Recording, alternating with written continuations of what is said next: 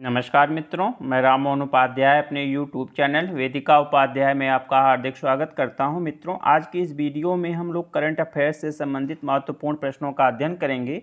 ये प्रश्न आगामी परीक्षाओं के दृष्टि से काफ़ी महत्वपूर्ण है। हमारा पहला प्रश्न है, अभी हाल में ही किस भारतीय को अमेरिका के अंतर्राष्ट्रीय भ्रष्टाचार रोधी चैंपियंस पुरस्कार से सम्मानित किए जाने की घोषणा की गई है? हमारा पहला विकल्प है नरेंद्र मोदी, दूसरा विकल्प है किरण मजूमदार शाह, तीसरा विकल्प है अंजलि भारद्वाज, चौथा विकल्प है इनमें से कोई नहीं। तो हमारा सही आंसर है विकल्प सी, अंजलि भारद्वाज को जो है अमेरिका के अंतर्राष्ट्रीय भ्रष्टाचार रोधी चैंपियंस अवार्ड से सम्मानित किए जाने की घोषणा वहाँ के राष्ट्रपति जो बाइडेन ने किया है। यह पहला पुरस्कार है, यह पहला अंतर्राष्ट्रीय भ्रष्टाचार रोधी चैंपियंस अवार्ड जो है प्रदान किया गया है कुल 12 लोगों को जो है वहाँ के राष्ट्रपति ने, या 12 लोगों का नाम वहाँ के राष्ट्रपति ने घोषित किया है, जिनमें से भारत की अंजलि भारद्वाज का नाम उसमें सम्मिलित है। अंजलि भारद्वाज जो है एक सतर्क नागरिक संगठन नामक संस्था का संचालन करती हैं, सतर्क नागरिक संगठन नामक संस्था का संचालन करती हैं और यह आरटीआई एक्टिविस्ट के रूप में भी कार्यरत रहती हैं। यह पुरस्कार जो है उन्हीं लोगों को प्रदान किया जा रहा है या प्रदान किया गया है जो लोग विपरीत परिस्थितियों में भी देश के लिए काम करने में समर्थ हों, काम करने के इच्छुक हों, जिससे देश का हित हो सके। इसलिए इस पुरस्कार को प्रदान किए जाने की घोषणा अमेरिकी राष्ट्रपति बाइडेन के द्वारा की गई है और भारत के अंजलि भारद्वाज को भी जो है इस पुरस्कार से सम्मानित किया गया है। हमारा दूसरा प्रश्न है, अनुसूचित जनजाति आयोग का अध्यक्ष किसे नियुक्त किया गया है? पहला विकल्प है विजय सापला, दूसरा विकल्प है हर्ष चौहान, तीसरा विकल्प है चंद्रशेखर रावण, चौथा विकल्प है ओम बिरला। तो हमारा सही आंसर है विकल्प बी, हर्ष चौहान को अनुसूचित जनजाति आयोग का अध्यक्ष नियुक्त किया गया है। ठीक है, अनुसूचित जनजाति आयोग के विषय में मैंने आपको इसके पहले की एक वीडियो है उसमें मैंने आपको बताया था कि पहले जो है राष्ट्रीय अनुसूचित जनजाति आयोग नहीं था, बल्कि जो है राष्ट्रीय अनुसूचित जाति आयोग था। बाद में 89वें संविधान संशोधन के द्वारा 89वें संविधान संशोधन के द्वारा 2003 में जो है राष्ट्रीय अनुसूचित जाति का विभाजन कर दिया गया और राष्ट्रीय अनुसूचित जाति आयोग और राष्ट्रीय अनुसूचित जनजाति आयोग को अलग अलग कर दिया गया। हमारे संविधान में अनुच्छेद 338 में राष्ट्रीय अनुसूचित जाति आयोग का प्रावधान है और 338A में जो है राष्ट्रीय अनुसूचित जनजाति आयोग के संबंध में प्रावधान है। ठीक है, तो अब एक प्रश्न ये भी हो सकता है कि इसकी स्थापना कब हुई थी? राष्ट्रीय अनुसूचित जनजाति आयोग की स्थापना कब हुई थी? तो इसकी स्थापना हुई थी 19 फरवरी 2004 को। 19 फरवरी 2004 को इसकी स्थापना हुई थी। इसमें एक अध्यक्ष होता है, एक अध्यक्ष होता है, एक उपाध्यक्ष होता है। ठीक है, एक अध्यक्ष एक उपाध्यक्ष होता है और 3 पूर्णकालिक सदस्य होते हैं, 3 पूर्णकालिक सदस्य होते हैं। और ये जो आपका अध्यक्ष होता है इस जो है कैबिनेट मंत्री का इसे दर्जा प्राप्त होता है, उपाध्यक्ष को राज्य मंत्री का दर्जा प्राप्त होता है और इनकी नियुक्ति जो है राष्ट्रपति के द्वारा 3 वर्षों के लिए की जाती है। मतलब इनका कार्यकाल जो है कितने वर्षों के लिए होता है? 3 वर्षों के लिए होता है। तो यह पद जो काफ़ी लंबे समय से, मुझे लगता है लगभग 1 साल से खाली था और अब जाके जो है हर्ष चौहान की नियुक्ति हुई है इसके अध्यक्ष के रूप में।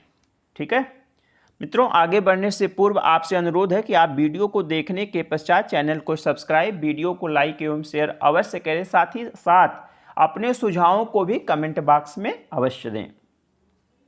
तीसरा प्रश्न है, अभी हाल में ही किस महासागर में पहली जीनोम परियोजना का परिचालन प्रारंभ किया गया है? हमारा पहला विकल्प है हिंद महासागर, दूसरा विकल्प है प्रशांत महासागर, तीसरा विकल्प है आर्कटिक महासागर और चौथा विकल्प है इनमें से कोई नहीं। तो हमारा सही आंसर है विकल्प ए। विकल्प ए, हिंद महासागर। हिंद महासागर में जो है पहली जीनोम परियोजना का परिचालन प्रारंभ किया गया है। ठीक है, तो मार्च 2021 में जो है यह क्रियान्वित किया गया है। National institute of oceanography, national institute of oceanography के द्वारा जो है यह घोषणा की गई है और लगभग कुल 25 करोड़ रुपए के जो है इसमें बजट, इसका 25 करोड़ रुपए का बजट है। और इसका उद्देश्य क्या है? जीनोम परियोजना का हिंद सागर में प्रारंभ करने का मुख्य उद्देश्य क्या है? तो इसका मुख्य उद्देश्य सूक्ष्म जीवों के जीनोम मैपिंग के नमूनों को इकट्ठा करना, एकत्र करना जो है इसका मुख्य उद्देश्य है। हम लोगों को मालूम है कि हिंद महासागर जो है दुनिया का तीसरा सबसे बड़ा जल क्षेत्र है, जिसमें कुल 20% जल विश्व का रहता है। इसके बाद हमारा अगला प्रश्न है, जलवायु परिवर्तन के लिए कानून लाने वाला प्रथम देश है। पहला विकल्प है भारत, दूसरा विकल्प न्यूजीलैंड, तीसरा विकल्प है नॉर्वे, चौथा विकल्प है ऑस्ट्रेलिया। तो हमारा सही आंसर है विकल्प बी, न्यूजीलैंड। जलवायु परिवर्तन के लिए कानून लाने वाला प्रथम देश कौन सा है? न्यूजीलैंड है। हमारा पांचवा प्रश्न है, निम्नलिखित में से कौन सा कथन गलत है? पहला कथन है 17 अप्रैल 2021 को हेनले पासपोर्ट इंडेक्स जारी किया गया। यह कथन सही है। 17 अप्रैल 2021 को हेनले पासपोर्ट इंडेक्स जारी किया गया है। हेनले पासपोर्ट इंडेक्स के द्वारा जो है यह बताया जाता है कि किस देश का पासपोर्ट कितना शक्तिशाली है, उसके पासपोर्ट को कितने देशों में मान्यता प्राप्त है। उसी के अकॉर्डिंग जो सबसे शक्तिशाली और सबसे कमज़ोर पासपोर्ट का निर्णय किया जाता है। हमारा दूसरा कथन है, इस इंडेक्स में कुल 160 देशों को सम्मिलित किया गया है।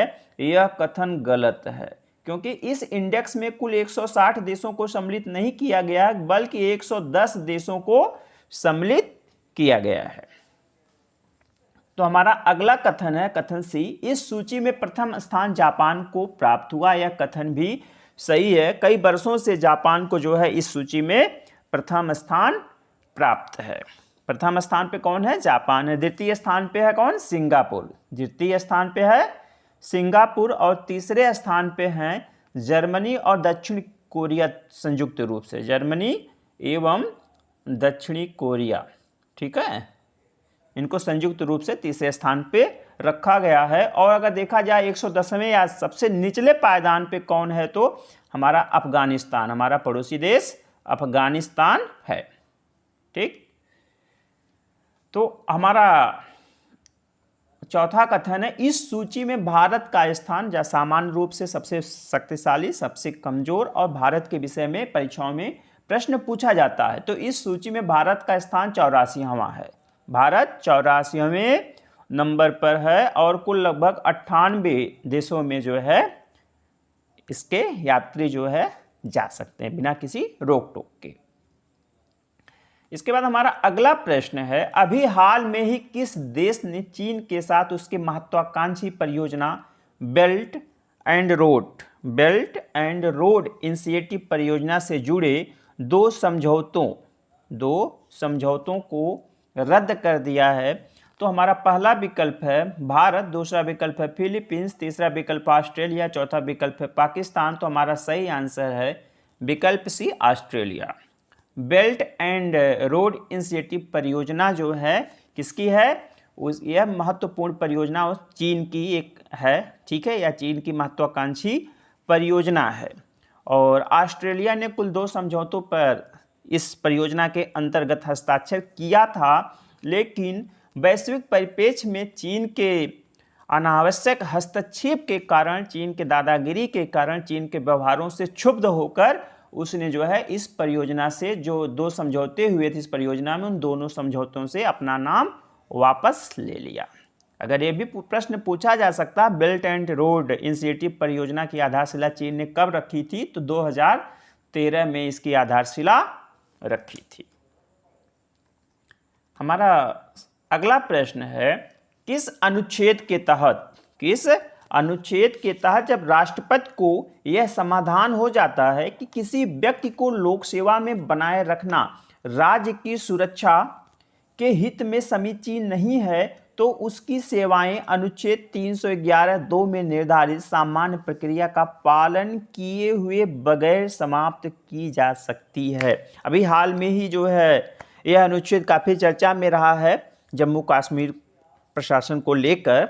ठीक है, कौन सा अनुच्छेद है? 311(2). मतलब पूछा जा रहा है कौन सा अनुच्छेद किसके तहत है, और जो है अनुच्छेद 311 में जो नियम दिए गए हैं उसका पालन किए बगैर जो है उसको समाप्त, उसकी सेवा को समाप्त किया जा सकता है। तो हमारा पहला विकल्प है अनुच्छेद 309, दूसरा विकल्प अनुच्छेद 310, तीसरा विकल्प है अनुच्छेद 311, चौथा विकल्प है अनुच्छेद 311(2)(c), अनुच्छेद 311(2)(c। ठीक है, तो अनुच्छेद 311(2)(c) के तहत जो है राष्ट्रपति जो है उसकी सेवा को समाप्त कर सकता है। अभी हाल में ही जम्मू कश्मीर प्रशासन ने जो है इस अनुच्छेद के तहत कुछ वहाँ के संदिग्ध कर्मचारियों के मामलों की जांच के लिए एक विशेष कार्यबल एसटीएफ का गठन किया था, और इस अनुच्छेद का प्रयोग करके 2 शिक्षकों सहित 3 सरकारी कर्मचारियों को निकाल दिया था। ठीक है, कहाँ पे? जम्मू कश्मीर में। अब हम आपको बताना चाहेंगे कि अनुच्छेद 311 में क्या है। अनुच्छेद हमारा विकल्प सी है, दोनों संयुक्त से ठीक है संबंधित हैं। तो अनुच्छेद 311 में दिया गया है संघ या राज्य के अधीन सिविल हैसियत में नियोजित व्यक्तियों को या व्यक्तियों का पदच्युत किया जाना, पद से हटाया जाना या पंक्ति में अवनत किया जाना। तो ये हमारा अनुच्छेद 311 है। तो अनुच्छेद 311 में 1, 2, 3 प्रावधान हैं। तो जो अनुच्छेद 311(2) है अनुच्छेद, इस पे मैं अगर संभव होगा तो एक छोटी सी वीडियो बनाऊंगा अनुच्छेद 311 को लेकर, चूंकि यह चर्चा में है। 311 1, 2 और 3। तो जो हमारा अनुच्छेद 311(2) है उसमें भी कुल 3 प्रावधान हैं, ए बी सी।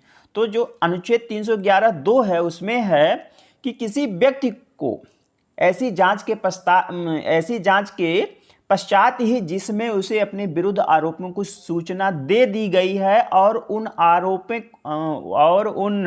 आरोपों के संबंध में सुनवाई का युक्त अवसर दे दिया गया, पदच्युत किया जाएगा या पद से हटाया जाएगा या पंक्ति में अवनत किया जाएगा, अन्यथा नहीं। मतलब पूर्व सूचना उसको, अगर इसके खिलाफ ऐसी कोई जांच चल रही तो उसके पास पूर्व सूचना होनी चाहिए।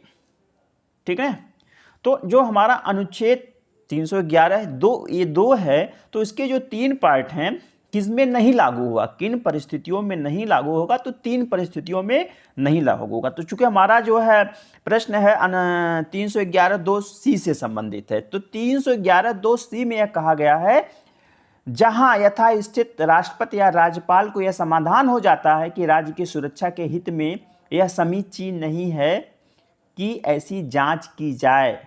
ठीक है, मतलब उसे पद से हटाया जा सकता है, लेकिन ये जो है संबंधित, चाहे केंद्र का मामला होगा तो राष्ट्रपति, राज्य का मामला होगा तो राज्यपाल को इसका अनुभव हो जाए। ठीक है, तो इसके विषय में मैं एक प्रयास करूंगा, एक छोटी सी वीडियो बना के आप लोगों के समक्ष प्रस्तुत करूं।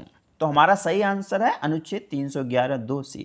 अब अनुच्छेद 309 और 310 के विषय में भी देख लेते हैं।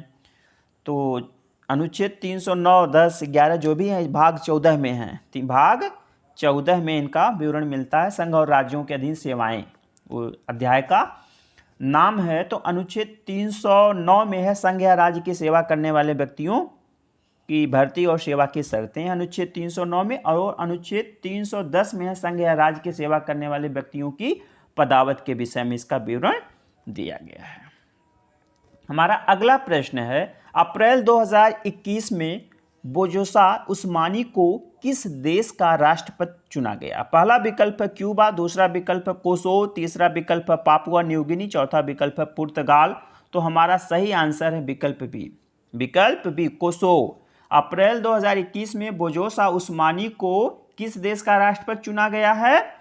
कोसोवो देश का राष्ट्रपति चुना गया है। यह एक महिला है, सबसे महत्वपूर्ण चीज़ है, यह एक महिला है और राष्ट्रपति पद को सुशोभित करने वाली जो है कोसोवो की दूसरी महिला राष्ट्रपति हैं। कोसोवो के विषय में आप लोगों को जानकारी होनी चाहिए होगी कि यह एक यूरोपीय देश है। कोसोवो जो है एक यूरोपीय देश है और यूरोपीय देश सर्बिया का नाम आप लोगों ने सुना होगा, सर्बिया।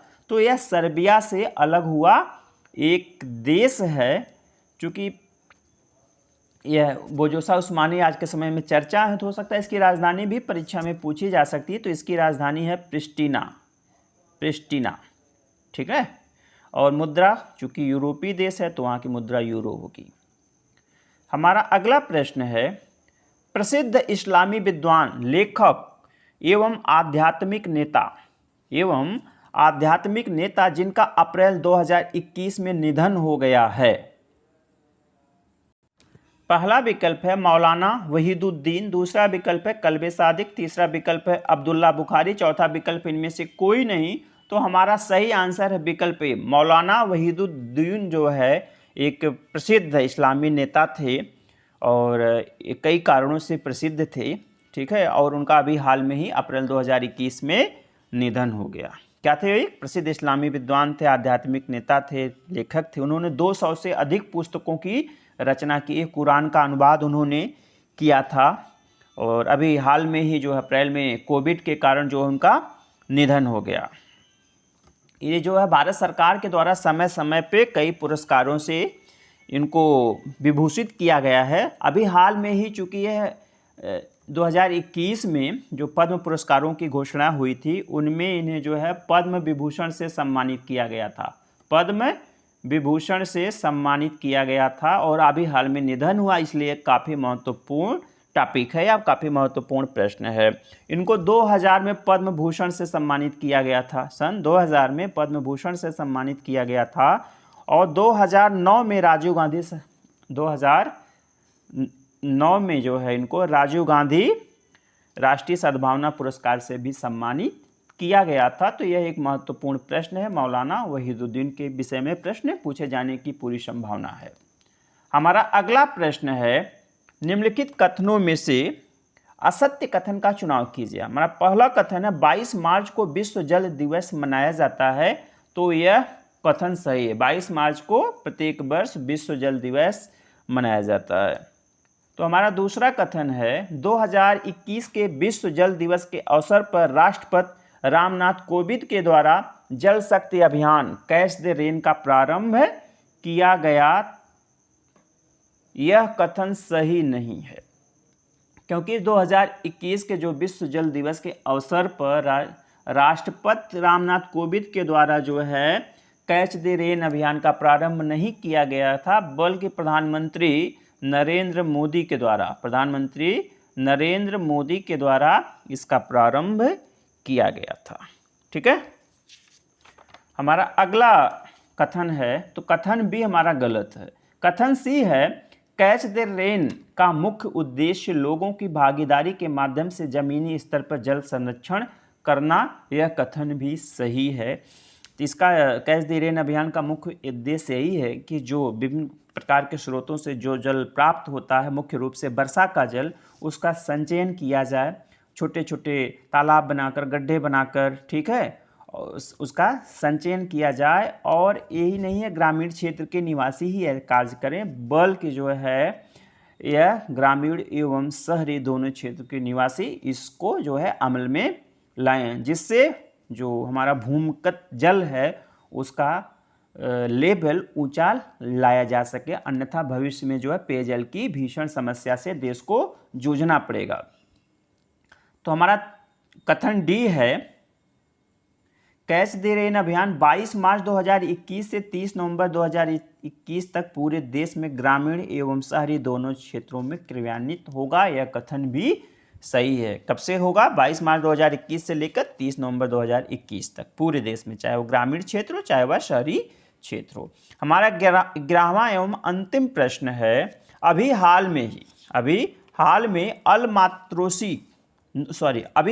नोरा अल मातरोसी नोरा अल मातरोसी किस देश की पहली महिला अंतरिक्ष यात्री बनी हैं? ठीक, पहला विकल्प है भारत, दूसरा विकल्प है यूएई, तीसरा विकल्प है मालदीव, चौथा विकल्प है पाकिस्तान। तो हमारा सही आंसर है विकल्प बी, यूएई की जो है पहली महिला अंतरिक्ष यात्री कौन बना है? नोरा अल मातरोसी। ठीक है, और नोरा अल मातरोसी जो है पहली अरब महिला हैं जो अंतरिक्ष में जाएंगी। ठीक है, और पहली अगर मुस्लिम महिला देखा जाए, यह पहली मुस्लिम महिला नहीं है, बल्कि जो पहले अरबी महिला हैं या यूएई की महिला हैं, पहली मुस्लिम महिला जो है ईरान से संबंधित थी।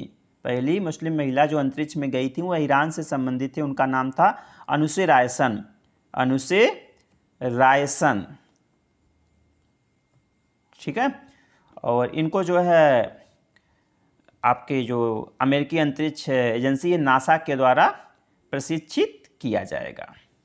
ठीक है, तो मित्रों इस वीडियो में मैंने कुल 11 प्रश्नों को स्थान दिया था जो कि परीक्षा की दृष्टि से काफ़ी महत्वपूर्ण है। तो आप इस वीडियो को ध्यानपूर्वक देखिएगा, सुनिएगा, और इस वीडियो को आप लोग अधिक से अधिक शेयर करें। आप लोगों को सुनने के लिए बहुत बहुत धन्यवाद। नमस्कार।